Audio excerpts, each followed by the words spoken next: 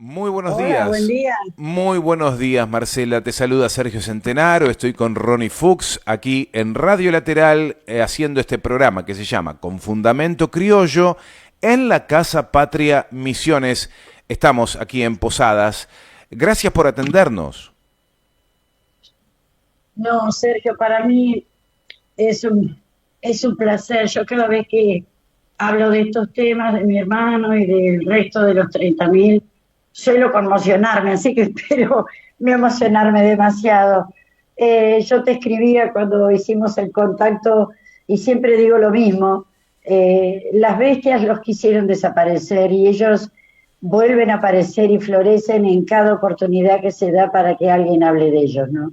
En cada baldosa que se inaugura, en cada afiche que se pone en una pared, en cada acto donde se los conmemora, ellos vuelven a aparecer. Jamás van a desaparecer, jamás, van a estar siempre con nosotros. Marcela, eran muy felices antes del 16 de marzo de 1978. Vamos a remontarnos a esos años donde se forjó esta amistad, porque entre hermanos puede haber o no amistad, pero seguramente sí, y un grupo familiar con muchas cosas lindas. ¿Podemos remontarnos a esos años del 16 de marzo del 78 para atrás en tu vida, en la vida familiar? ¿Cómo era esa vida? ¿Cómo estaba conformada tu familia? ¿Qué edad tenían tanto vos como tu hermano Norberto? Mira, nosotros somos tres hermanos. Norberto es el mayor, hoy hubiera cumplido 81. Laureano es el del medio, este año cumple 79. Él es un exiliado político que vive en España desde el año 78, y yo que vivo en Mar del Plata, que tengo 73. Eh, sí, realmente éramos muy unidos. Además era un espectáculo muy gracioso porque con nosotros vivía una tía materna, soltera, y entonces en la mesa eran mi madre y mi padre que criticaban a Perón y a Eva, mi tía que era radical, mi hermano Norberto el mayor que era zurdo, igual que yo en aquel entonces, y mi hermano el exiliado que era peronista. Y podíamos conversar sin pelearnos, sin que nadie se levantara y diera un portazo. En mi casa se hablaba mucho de política específicamente. Por ahí no se hablaba mucho de otros temas que a todo adolescente le interesa, ¿no? Como, no sé, la vida en la intimidad, la vida de pareja, todo lo que tenía que ver con sexualidad, eso no se hablaba. Pero de lo demás se hablaba y a todo trapo, sobre la importancia de ser solidario, de ser decente. Nos inculcaron unos valores fantásticos, la verdad. ¿Y en dónde vivían? Y bueno, siempre fuimos muy activos políticamente. Ya te digo, yo inicialmente militaba en la izquierda, junto con mi hermano mayor, aunque cada uno por su lado. Él era pediatra y hacía su tarea en el hospital de Lomas de Zamora, donde vivíamos originalmente. Y yo era estudiante de trabajo social y hacía mi militancia tanto con los compañeros del partido como en cada lugar al que iba. Éramos muy, muy activos. E incluso la vida me premió porque mi hermano pediatra y yo trabajadora social, dio la casualidad que en una oportunidad que habrá durado un año más o menos, trabajamos juntos en la misma, en aquel entonces se llamaba Sala de Primeros Auxilios, en un barrio, por supuesto, muy alejado del centro de la ciudad. Y la verdad que hicimos un laburo excepcional ahí los dos. Y tuvimos el honor de que nos echaran. Te estoy hablando del año 73, 74, cuando la cosa se estaba poniendo muy pesada. Y el barrio entero fue a la municipalidad a pedir que nos reincorporaran. Por supuesto, nunca nos reincorporaron, pero ese orgullo y ese honor de haber sido despedidos por lo que estábamos haciendo, que hacíamos nuestro laburo, nos preocupábamos por la gente del barrio, por lo que necesitaran, trabajábamos muy mancomunadamente, y eso hubo gente a la que no le gustó. ¿Qué edad ten- Pero es un honor para mí recordar esos tiempos y pensar que fuimos echados y que el barrio fue a reclamar por nosotros. Eso habla de, para mí, ¿no? De una cosa que se gestó en mi casa, que era lo de la unión, lo de la empatía, lo de defender lo que estaba bien, eh, hacerle frente a lo que estaba mal, y eso es producto de nuestra mamá y de nuestro papá, ¿no? Claro. Bueno, más o menos esa es la realidad. Mi mamá, siendo antiperonista, le preparó a mi hermano Laureano, el que vive en España, una pequeña vianda cuando fue el entierro de Perón. Es decir, esas cosas tenían, por ejemplo, ¿no? Porque llovía, porque iba a tener frío, y entonces ella le preparó algo de comer y no sé si algo calentito para que se llevaran, porque iba a ser un evento que iba a durar horas, ¿no? Esa es la familia de la que yo vengo, digamos. Con Me, eso te digo todo. me decías que se estaba como calentando la cosa ya por el 73, 74. Y me viene a la cabeza, por supuesto, el golpe de Estado del 24 de marzo, pero antes la AAA estaba haciendo de las suyas. Todo eso Tal cual. lo tuvieron que vivir toda la familia. Sí, sí, tal cual. Pero además, nuestros padres sabían que estábamos dedicados a la política y lo único que hacían era decirnos que nos cuidáramos, por ejemplo. Ujú, Yo recuerdo, a ver, ¿qué cosas hacíamos? Yo por lo menos. ujú. Salíamos, pintábamos paredes, íbamos a un acto, repartíamos volantes. Y yo recuerdo estar una noche pintando paredes porque habían matado a un estudiante en Lomas de Zamora, un estudiante de la universidad, y estábamos pintando paredes, yo tendría 20 años, 22, y de repente llegaron dos Falcon Verde o tres, no me acuerdo, se bajaron unos monos grandes como un edificio, con armas, nos pusieron contra la pared, nos dijeron las inmundicias más inmundas que te puedas imaginar, nos pasaron a las mujeres las armas por donde te imagines, susurrándonos obscenidades en los oídos. Y yo dije, yo vi por delante pasar una película y dije, acá me morí, porque ya se sabía que estaba matando gente. Bueno, lo disfrutaron, se mataron de risa, nos toquetearon, no, un asco fue. Y después se fueron riéndose y nosotros estáticos y petrificados contra esa pared. Eso era lo que se vivía. Por eso cuando yo veo que este gobierno, entre otro porcentaje de gente, fue votado por gente joven, por gente de la edad que teníamos nosotros cuando hacíamos esas cosas, por gente como los pibes de la noche de los lápices, hay veces que me quedo anonadada, me quedo espantada y realmente reconozco el poder que han tenido los medios de difusión, entre otras cosas, para lograr esta quietud, por así decir. En aquella época éramos todos militantes, era al revés, los que no militaban eran los menos, y porque además creíamos que la revolución era posible, que un mundo mejor era posible, y por eso trabajamos, para estar mejor. Eh, Tengo esperanzas, las esperanzas no las voy a perder jamás. Hay un gran sector de la población joven, particularmente las compañeras de la marea, que tienen una fuerza, y por suerte muchos compañeros, muchos jóvenes varones se están uniendo a ese movimiento, y siempre la juventud es la que tiene o la que da esperanzas, ¿no? Ujú, ujú. Absolutamente. Bueno, estuvimos juntos, seguramente compartiendo el 24 de marzo, porque me tocó junto a un grupo de compañeros desde la provincia de Misiones participar de esta movilización y marcha del 24 de marzo en Plaza de Mayo. Arrancamos de la ex ESMA hacia Plaza de Mayo. Nos habremos cruzado probablemente, pero hay unas fotos muy buenas en donde estás con esta remera que estamos poniendo al aire, una de espaldas donde se ve a Norberto. Y podemos ir metiéndonos en lo que fue esa jornada del 16 de marzo, por como esas cosas, Marcela, de la vida, que uno no tiene presente, qué sé yo, uno te pregunta en una fecha en particular y uno no sabe qué hizo en particular, pero hay fechas que quedan marcadas producto de acontecimientos muy fuertes. ¿Vos tenés presente cómo fue esa jornada y cómo fue que empezaron a tomar conocimiento de la desaparición de Norberto? Mira, fue como todo este periodo de 7 años negros, fue morboso, porque yo ya vivía en Mar del Plata, pero sabía que la cosa se estaba poniendo cada vez peor, y el ejército irrumpió en la casa de mi hermano alrededor de las 9 de la noche. Mi hermano estaba casado, tenía dos hijos, el mayor de casi 7 y el menor de 3. Y bueno, la encerraron a mi cuñada en el baño. Por suerte ella logró, no sé cómo, que no despertaran a los hijos, que no sé cómo fue que no se despertaron, porque es una casa muy grande y ellos entraron a lo bestia por los techos, por el gran patio que tenía la casa. Era una casa, la típica casa chorizo de antes. Bueno, los vecinos incluso salieron a la calle, ¿cómo que se llevan al doctor Ramírez? ¿Cómo que...? Porque había situaciones que parecían que no podían ser, pero existían.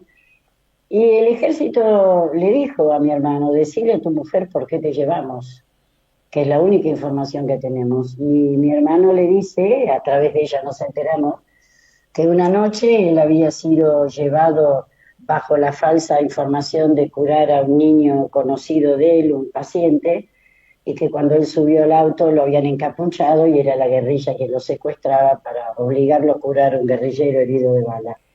Eh, y le amenazaron a toda la familia, él no tenía que decir absolutamente nada. Bueno, le dijeron después a mi cuñada dónde lo iban a tener. Yo a los pocos días, 2 días o 3, llegué a Lomas porque era, creo que era Semana Santa. Y cuando yo me enteré que la dirección que le dieron a mi cuñada era un terreno baldío, tuve el peor de los presentimientos, sin imaginar lo que estaba sucediendo realmente, los campos de concentración y todo lo demás. Eso me fui enterando después. Y bueno, y nunca más. La palabra es así, nunca más. Se gestó una cosa muy tremenda porque mi hermano era muy unido a sus hijos y entonces en la desesperación familiar de pensar que podía aparecer al poco tiempo se empezó a armar una historia de que mi hermano estaba trabajando en otra ciudad y entonces cada tanto mandaba regalos y eran las cosas que la familia en ese momento pensó que eran lo mejor, por supuesto. Y en aquel entonces mis sobrinos venían a veranear a mi casa y hasta que en un momento determinado yo le dije a mi cuñada que yo no iba a participar más de esta historia, que los chicos necesitaban saber la verdad que sabíamos nosotros que era muy poca, pero la verdad fundamentalmente. Y entonces mi cuñada estuvo de acuerdo y ahí finalmente ellos pudieron enterarse de la terrible realidad, que era que su padre no se había ido por su propia decisión, sino que se lo habían llevado y que no sabíamos cuándo podía llegar a volver. Este, muy morboso todo, digamos, muy morboso como fue todo, fundamentalmente.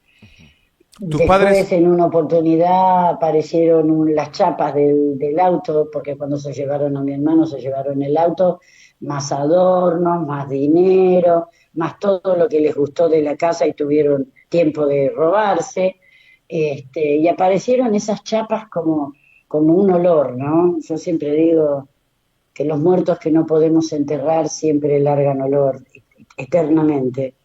Y esas chapas no fueron más que un recordatorio del espanto que estábamos viviendo. Eh, para mí todos somos víctimas de esto, pero las peores para mí fueron mi mamá y mi papá. Mi ¿por qué? mamá fue la clásica mujer corajuda, valiente, encaradora, pero una señora de su casa, es decir, ella no iba a manifestaciones, ella no, esas cosas no las hacía, pero ella visitó hospitales psiquiátricos, ella iba una vez al mes a ver al ministro del Interior, a ver si había alguna novedad de mi hermano, todas esas cosas que uno siente hoy, qué burla, ¿no? Qué tomadura de pelo, qué manera de reírse del dolor ajeno. Pero mi madre, que se murió en el año 99, yo creo que en realidad se murió el 16 de marzo del 78 porque ella era una mujer que se casó para ser esposa y mamá, y en el año 78, el 16 de marzo, desaparece su hijo mayor, el 27 de abril, un mes después, su otro hijo se exilia en España, y yo que estaba viviendo en Mar del Plata, o sea que de repente la gallina se quedó sin sus pollos, ¿no? Y eso, y pienso, hablo de esto y pienso en las abuelas y pienso en todas las otras mamás, ¿no? A ver, si fueron culpables, bien, hagan un juicio, quieren fusilarlos, fusílenlos, pero dennos los restos. Entonces yo por eso una vez mi hermano me dijo, ¿alguna vez lo encontraremos? Y yo le dije, sí, lo vamos a encontrar. Si no es en este plano, va a ser en otro. Y finalmente nos vamos a encontrar y nos vamos a abrazar con él y él nos contará qué fue lo que le pasó. Este, pero nadie tiene derecho de hacerle eso a nadie, definitivamente.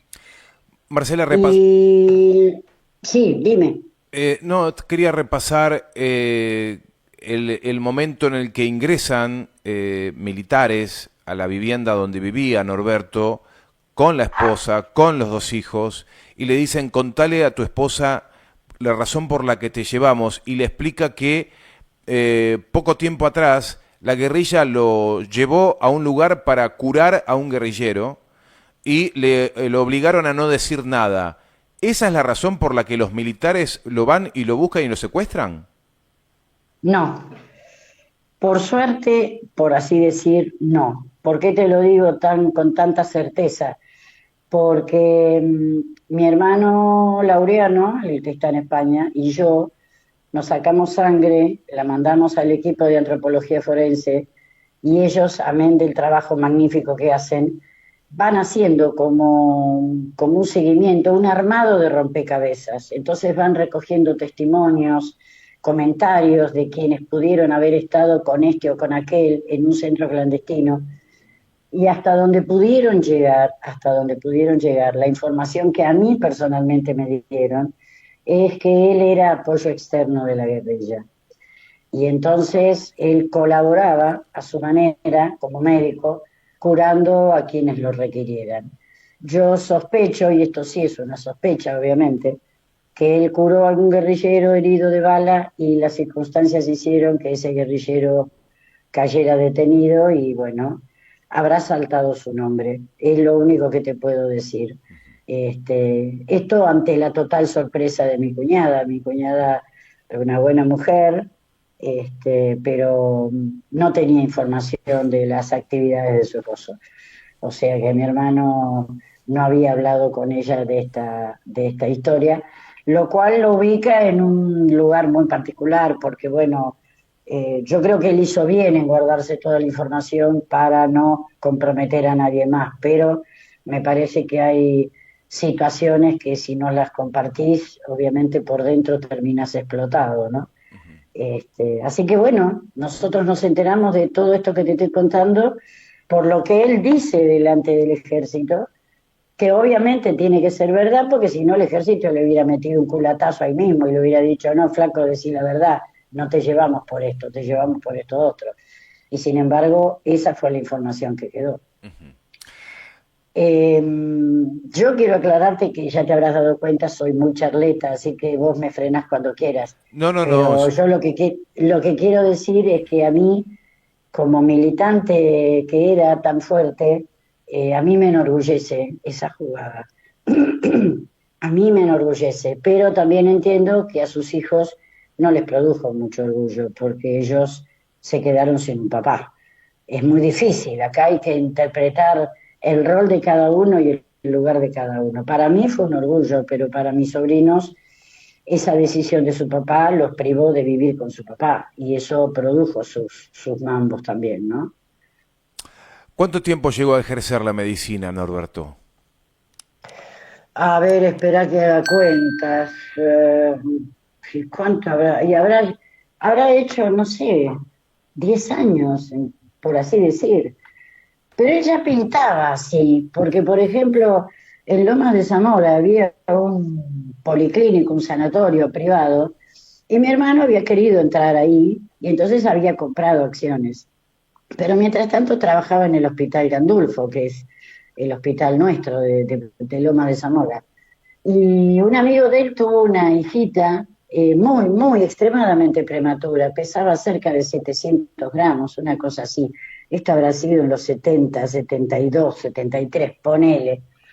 Entonces mi hermano, la bebé estaba internada en este policlínico en el que mi hermano había querido entrar, y un día observó una situación de falta de control sobre el cuidado de la bebé y le dijo a su amigo que la sacara del policlínico y que la llevara al hospital.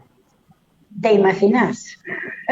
Eso significó que automáticamente mi hermano quedara fuera del policlínico, porque les estaba robando capital, porque esa niña internada en el policlínico generaba un dinero que al llevársela a él al hospital Gandulfo, ese dinero dejó de entrar. Entonces él tenía esas cosas. A él no le importó eso. O más de una vez atendía pacientes en su consultorio que estaba en nuestra casa de toda la vida y los atendía sin cobrar. Él tenía esas cosas. Eh, Entonces, Marcela, ¿y tu papá y tu mamá, se supo o pudiste conocer si comenzaron a abrazar, producto de este acontecimiento tan impactante, ideas o empezaron a emparentarse con la mirada política de Norberto y tuya? Esto dicho en función de experiencias de casos muy conocidos, que yo, Estela de Carlotto, ¿no? Por ejemplo. Ella marchó en el no, 55 con la no, revolución. con- ellos eran muy tradicionales, podríamos decir, en el más amplio sentido de esa palabra. La lucha de mi mamá fue una lucha más individual, ella no pudo socializarla, ella no se juntó con madres de Plaza de Mayo, ella,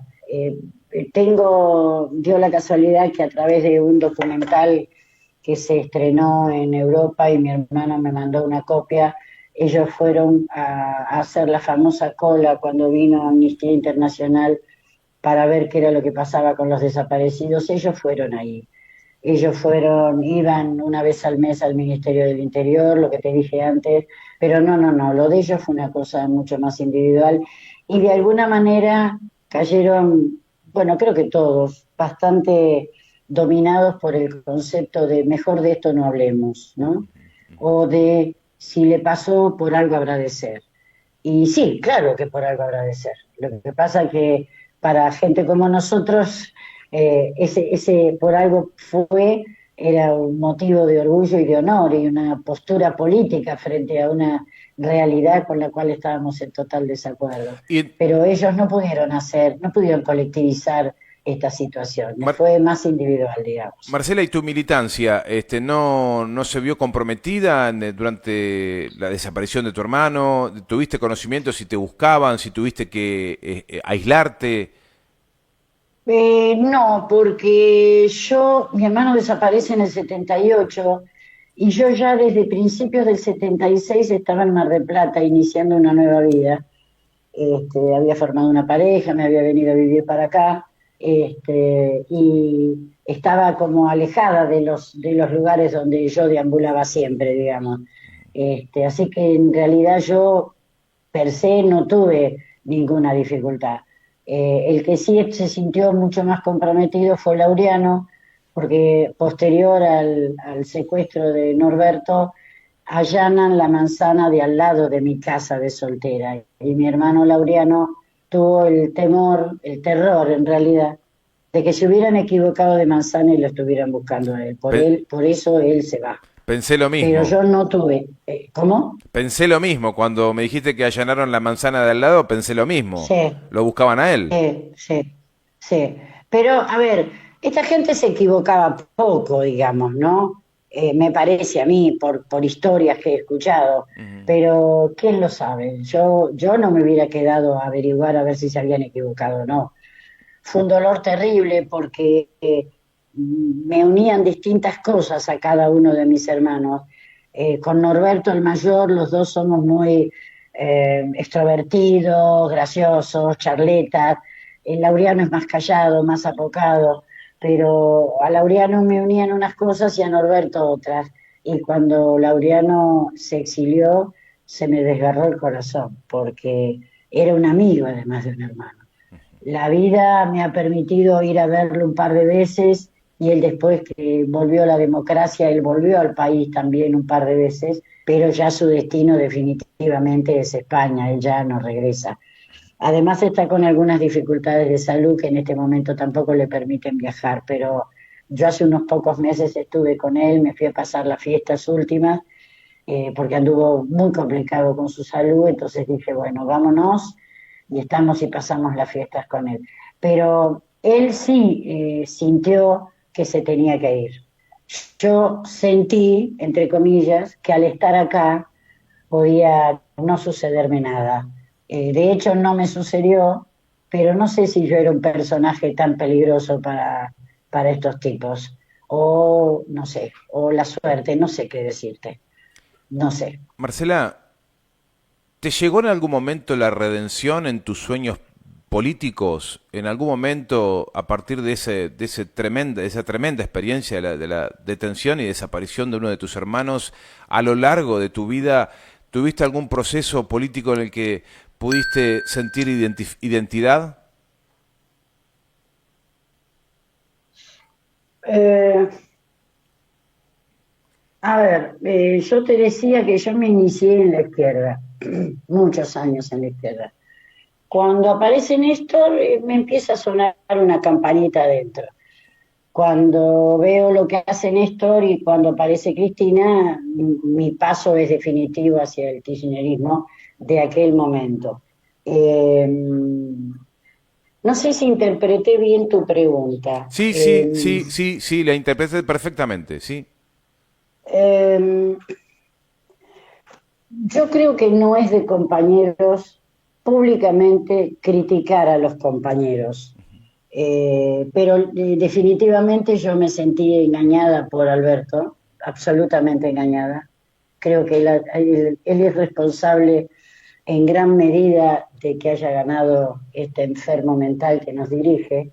Este, Sin embargo, yo sigo adhiriendo a esta ideología porque la apoyo completamente. Vos sabés que hay una imagen de la película de La Noche de los Lápices, donde el muchachito va a buscar a la muchachita que da clases de apoyo en un barrio y pasa por la casa de Doña Rosa, ponele, y se quedan charlando en la puerta. Entonces, Doña Rosa le pregunta, ¿qué tenés en la mano? Y él le muestra que son unos afiches con la cara del Che Guevara.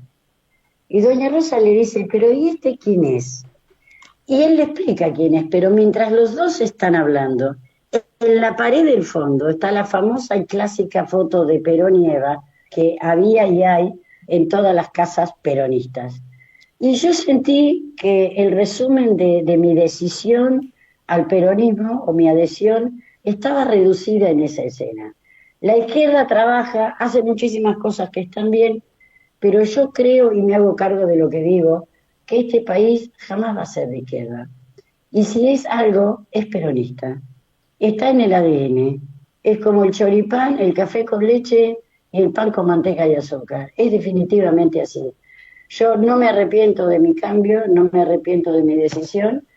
Mi vocación, mi profesión me llevó por ese camino también, porque tengo el placer de decir que me enamoré de mi trabajo y de mi profesión. Yo trabajé toda la vida en discapacidad mental acá en Mar del Plata y es como un trabajar con el otro para que el otro pueda estar mejor. No repartir chapas y comida, a ver, que muchas colegas vergonzosamente lo hacen, sino trabajar con el otro a ver con lo que él tiene y lo que yo aporto, qué se puede hacer. Y yo creo que eso es el peronismo. Estar pensando qué necesita el otro y trabajar para que el otro pueda construir su propia mejoría, pero con los recursos que le faltan y que uno puede acercar, ¿no? Te da un toque más de autoridad, trabajando justamente en esa especialidad, la descripción que hiciste del presidente. Está bien, yo no quiero detenerme ahí Está bien, porque ok, es un capítulo cerrado, pero sí puedo decirte que yo tengo 73 pirulos, no tengo 2 años, y hasta el momento de la pandemia yo trabajaba voluntariamente en un merendero que me queda en la loma del quinto infierno respecto de mi casa. Yo estoy en zona norte, pero lejos, y yo iba a un merendero para el cual me tomaba 2 colectivos 2 veces por semana, y tratando de trabajar con la gente y resolver cuestiones y armando talleres sobre violencia y todas esas cuestiones. La pandemia me deja en mi casa y cuando el señor Fernández, así fue, matemáticamente así, hace el papelón de Vicentín, Yo entré en una crisis interior y dije, se acabó, hasta acá llegué. Yo no voy a seguir apoyando a un tipo que me acaba de vender. Y estoy siendo decente con las palabras porque hubiera usado otra, pero es muy grosera. Este, no me va a sacar mis principios y mis creencias, pero yo por ahora necesito un tiempo de distancia. Encima estábamos en la pandemia, claro, menos que menos. Eh, Después la vida me ha llevado a que en este momento, por algunas cuestiones de salud personal, por suerte ninguna grave, pero estoy con algunas limitaciones y entonces por ahora mi militancia es la charla con los vecinos o la charla con una señora en la puerta del banco, y además me río con mis amigos, compañeros, porque les digo, miren, si voy a una manifestación y hay que correr, entre que me duele la cintura, me duelen los pies y tengo lentes, si salgo corriendo me destruyen. Así que eh, estoy en la etapa en donde tomo la militancia con otras características. Y está muy Voy a bien. una marcha del 24, me comí todas las marchas previas antes de la pandemia, cuando era por Ramos Padilla, cuando era por Santiago Maldonado, me he caminado la ciudad como bestia con mis amigos. En este momento no estoy en condiciones de hacer eso, entonces hago otras cosas. Está muy bien. Publico cosas que me llegan, que son importantes, hablo con mis nietos, hablo con mis hijos, con los vecinos, ese tipo de cosas. Creo que el lugar ya lo tiene que ocupar desde otro lugar la gente joven, sin abandonar yo aquello en lo que creo, ¿no? Pensé lo mismo, Marcela, cuando me tocó hacer por primera vez, te tengo que decir, participo de un 24 de marzo. Fui muchas veces a Plaza de Mayo y demás, pero 25 de mayo, otras fechas, 1 de marzo.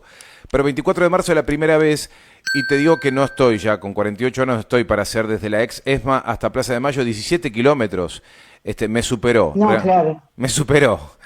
Llegué con lo justo. Imagínate yo con 73. Pero ¿sabés qué? Yo tuve una caída muy fuerte, me caí de cola y bueno, me produjo un problema bastante importante en la cintura, me fracturé una vértebra, bueno. Pero fui a la marcha, caminamos 30 cuadras, yo a la altura de las 15 cuadras, acá en Mar del Plata, ¿no? A la altura de las 15 cuadras no daba para más. Entonces una amiga me dice, ¿querés que traiga el auto y te vas? Le digo, mira, ¿sabés qué? Cuando yo veo a las madres y a las abuelas en silla de ruedas, pero las veo en la marcha, y cuando pienso en lo que habrá tenido que soportar mi hermano antes de que lo mataran, ese sufrimiento del cual fue víctima, yo no puedo irme de esta marcha. Y aunque mañana me caiga a pedazos y no me pueda levantar de la cama, yo acá me quedo. Y te juro, Sergio, que al otro día no sabía ni cómo me llamaba, pero no importaba, no importó. Porque cuando uno mira esa famosa foto de las madres frente a la línea de militares a caballo, y la foto dice, cuando tengas miedo, mira esta foto, la hice carne, ¿vos sabés? La hice carne. Y entonces dije, yo esta marcha la termino. Aunque fue una marcha muy especial para mí, una marcha que yo pensaba memoria, verdad y justicia, que es un lema que jamás voy a olvidar. En mi casa puse carteles, son 30.000 y uno es mi hermano, para que la gente los vea, porque así lo siento. Pero pobres nuestros desaparecidos, que dieron la vida por una situación que hoy la vamos a seguir defendiendo siempre, pero donde mucha gente la memoria la guardó abajo del colchón. No importa, vamos a seguir adelante porque esto no se puede perder, pero es muy duro porque ellos dieron nada más ni nada menos que la vida. Y yo no di la vida, pero recuerdo qué cosas me movían en aquel entonces. Era creer que era posible, pero que la única salida era lo colectivo, no lo individual. Y sin embargo ves algunas cuestiones hoy, me bajan el ánimo, por eso yo te comenté lo de la foto ayer cuando te las mandé, porque la verdad que fue uno de los 24 de marzo más tristes para mí, más tristes, porque pensé tanto en él y pensé, ¿qué pensaría? ¿Qué me diría si estuviera acá? Y yo creo que si empezamos a entender que ellos dejaron la vida por aquello que creían, no puede ser que nosotros no hagamos nada con esto que está pasando ahora. Hubo en Buenos Aires antes de ayer, el miércoles 3 creo, un conversatorio con un par de personajes alucinantes, dirigido por Cintia García. Estaban Barcetzat, Rosansky, Ubeira, bueno, el lema era si corresponde o no el juicio político al presidente, no, yo no lo puedo ni nombrar. Y bueno, esas son las cosas que me reivindican, porque con la ley, todo, porque tenemos todo para hacer todo dentro de la ley, para no caer en cosas que sean fuera de la ley que después traen tanta sangre, ¿no? No sé si lo pudiste ver, pero si no lo tenés, me comprometo a enviarte el video, porque lo Mándamelo, subieron por YouTube. mándamelo, pero Sí, que sí, no, sí. no lo vi, no lo vi. Marcela, extraordinario. La verdad que quiero agradecerte que nos hayas abierto las puertas de tu vida, de una historia muy fuerte, dolorosa, pero que tiene que ver con la memoria, la verdad y la justicia, reivindicar desde Radio Lateral la vida y obra de Norberto Zucchi Ramírez. ¿Por qué Zucchi? Bueno, yo vengo de una familia donde le ponían sobrenombre a todos. Éramos 9 nietos, con un abuelo muy patriarcal, tremendo. Y la costumbre era ponerle un apodo a todos. A mi madre le costó sangre evitar que me pusieran uno a mí. Era porque mi hermano, cuando en aquella época, imagínate, te estoy hablando del 40 y pico, él veía un sulky, el típico carro tirado por un caballo, y él decía Suki. Y de ahí le vino el apodo de Suki, porque él no decía Sulky. Sí, incluso en el hospital la gente creía que era un médico japonés por ese sobrenombre, porque decía, el doctor Suki. No, no, el doctor Ramírez. Pero bueno, por eso vino lo de Suki.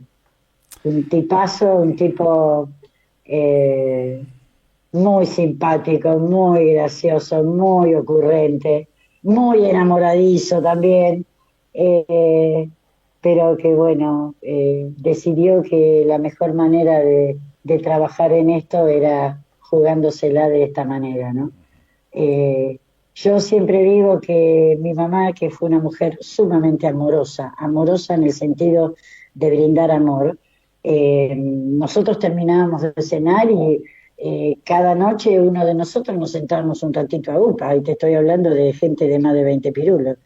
Ella era muy amorosienta, diría uno de mis nietos. Y lo que me da a mí mucha tranquilidad es saber que él ahora está con ella y con mi papá. Así Y es. ya está. Así es, así es. Yo también reivindico y orgulloso de tu hermano Norberto Zucchi Ramírez, pero también lo estarían muchos, ¿eh? El doctor Ernesto Guevara, ¿lo conoces? Estaría muy orgulloso también de él. Un tal Hugo Que además Chávez. yo me imagino que están todos reunidos ahí, ¿no? Hugo Chávez estaría muy, muy Con contento Chávez, con también. Fidel Castro, con Perón, que están todos juntos ahí debatiendo, charlando, tomándose un vino y matándose de risa. Son, Massetti, creo, caminos que uno elige para poder llenarse de un poco de felicidad en medio de esta historia que es tan tenebrosa, ¿no? exactamente. Pero bueno, sentado en la puerta de mi casa veré pasar el cadáver de enemigo. Los juicios siguen metiendo gente presa para que pague por sus penas, y siempre va a haber errores o cosas que se nos escapan, pero la lucha continúa y sigue. Y mientras alguien sigue hablando de estas cosas, mi nieta, que tiene 10 años, el año pasado tenía 9, me dijo, abuela, ¿vos no irías a mi escuela a hablar por el 24 de marzo? Y yo le dije, por supuesto, pregúntale a la directora. Y entonces la directora dijo que sí. Entonces mi hija, que canta muy bien, cantó con mi nieta una canción de Violeta Parra, y después yo hice unas palabras haciéndole un cuento a los chicos, así para hacerlo un poco más agradable. Cuando termina mi pequeña exposición, se acercaron alumnos de quinto y de sexto a preguntar, y entonces yo decía, este es el objetivo, que haya pibes que les suena esto, que deje de ser solo una canción, Los pibes de Malvina que nunca olvidaré, y que recuerden que alguna vez una persona fue y les habló de este horror, y que son cosas para no olvidar, ¿no? así es. Marcela, gracias. Gracias por este tiempo con nosotros. No, Sergio, un verdadero placer, te agradezco y llámame las veces que quieras. Te mando un Gracias. abrazo gigante y compañero. Otro abrazo enorme. Gracias. Hasta Marcela, pronto. hasta pronto. Marcela Ramírez, hermana de Norberto Zucchi Ramírez, familiar desaparecido, y una historia muy fuerte, muy dura, pero las historias son nuestras, son de nuestro país, de nuestro pasado reciente, y en Radio Lateral vamos a reivindicar estas historias y estas luchas que tienen que ver con nuestro pueblo-nación.